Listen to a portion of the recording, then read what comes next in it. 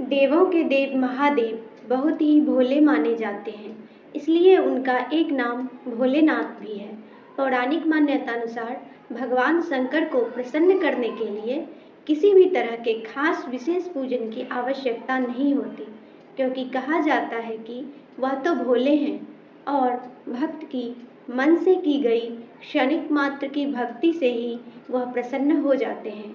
अगर आप भी शिव की भक्ति और कृपा पाने के लिए सावन के सोमवार का व्रत करते हैं तो इस कथा से भोलेनाथ को प्रसन्न कर सकते हैं।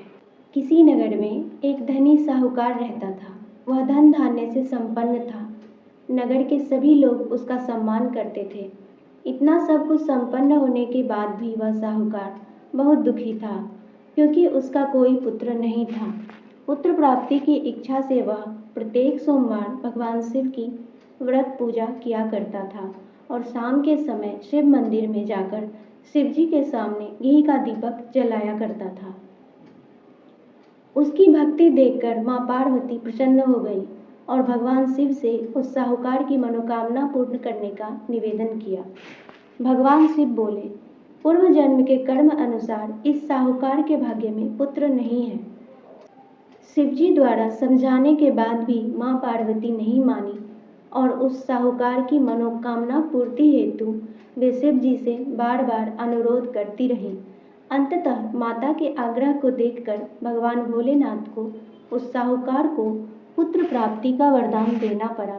वरदान देने के पश्चात भोलेनाथ माँ पार्वती से बोले, आपके आग्रह पर मैं पुत्र प्राप्ति का वरदान तो दे दूंगा, परंतु इसका यह पुत्र 16 वर्ष से अधिक समय तक जीवित नहीं रहेगा। उसी रात भगवान शिव उस साहूकार के स्वप्न में आए और उसे पुत्र प्राप्ति का वरदान दे दिया और उसके पुत्र के 16 वर्ष तक जीवित रहने की भी बात बताई। यह बात साहूकार ने अपनी पत्नी को भी बताई। भगवान के वरदान से साहूकार और उसकी पत्नी को खुशी तो हुई, लेकिन पुत्र की अल्पायु की चिंता से वो बहुत दुखी हुए। व्यापारी पहले की तरह सोमवार के दिन भगवान शिव का विधिवत व्रत करता रहा। कुछ महीनों के बाद उसके घर एक अति सुंदर बालक ने जन्म लिया। उन्होंने अपने पुत्र का नाम अमर रखा। जब पुत्र 12 वर्ष का हुआ तो साहूकार ने पुत्र के मामा को बुलाकर उसे बहुत सारा धन देते हुए कहा कि तुम इस बालक को काशी विद्या प्राप्ति के लिए ले जाओ। तुम लोग रास्ते में यज्ञ कराते जाना और ब्राह्मणों को भोजन दक्षिणा देते हुए जाना। दोनों मामा भांजे इसी तरह यज्ञ कराते और ब्राह्मणों को दान दक्षिणा देते हुए काशी नगरी निकल पड़े। इस दौरान रात में एक नगर पड़ा जहाँ नगर के राजा की कन्या का विवाह था, लेकिन जिस राजकुमार से उसका विवाह होने वाला था वह एक आंख से काना था। राजकुमार के पिता ने अपने पुत्र के काना होने की बात को छुपाने के लिए सोचा, क्यों न उस साहूकार के पुत्र को दूल्हा बनाकर राजकुमारी से विवाह करा दूं। विवाह के बाद इसको धन देकर विदा कर दूंगा और राजकुमारी को अपने नगर ले जाऊंगा। लड़के को दूल्हे के वस्त्र पहनाकर राजकुमारी से विवाह करा दिया गया। साहूकार का पुत्र ईमानदार था। उसे यह बात सही नहीं लगी, इसलिए उसने अवसर पाकर राजकुमारी को सारी बातें बता दी। राजकुमारी ने अपने माता पिता को यह बात बताई। राजा ने अपनी पुत्री को विदा नहीं किया। दूसरी ओर साहूकार का लड़का और उसका मामा काशी पहुँचे और वहाँ जाकर उन्होंने यज्ञ किया। साहूकार के लड़के ने गुरुकुल में पढ़ना शुरू कर दिया। जब उसकी आयु 16 वर्ष की हुई तो उसने यज्ञ किया। यज्ञ की समाप्ति पर ब्राह्मणों को भोजन कराया और खूब अन्न वस्त्र दान किए।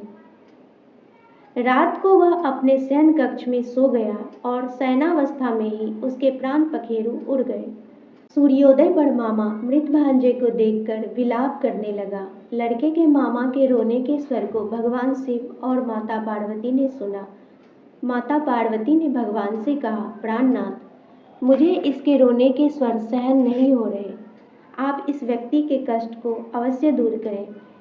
भोलेनाथ माता पार्वती से बोले, यह तो उसी साहूकार का पुत्र है जिसे 16 वर्ष की आयु का वरदान प्राप्त था। इसकी आयु पूरी हो गई है। माँ पार्वती ने फिर भगवान शिव से निवेदन कर उस बालक को जीवन देने का आग्रह किया।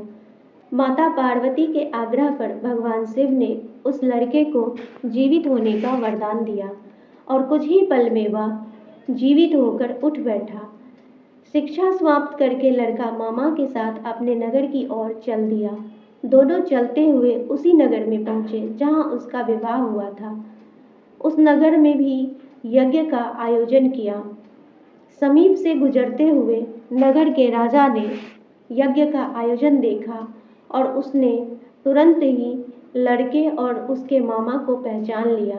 यज्ञ के समाप्त होने पर राजा मामा और लड़के को महल में ले गया और कुछ दिन उन्हें महल में रखकर बहुत सा धन वस्त्र आदि देकर राजकुमारी के साथ विदा कर दिया।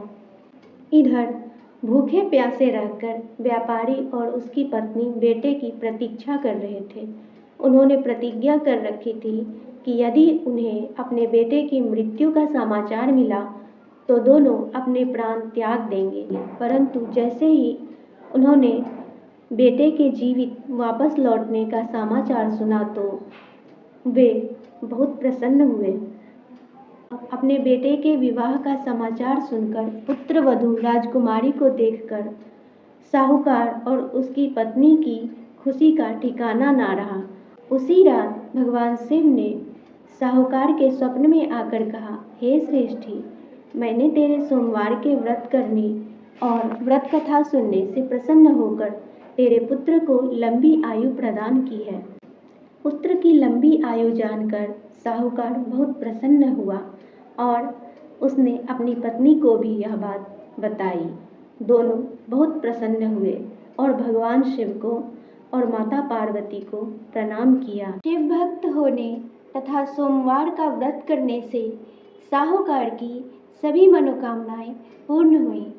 इसी प्रकार जो भक्त सोमवार का विधिवत व्रत करते हैं और व्रत कथा सुनते हैं, उनकी सभी इच्छाएं पूर्ण होती हैं।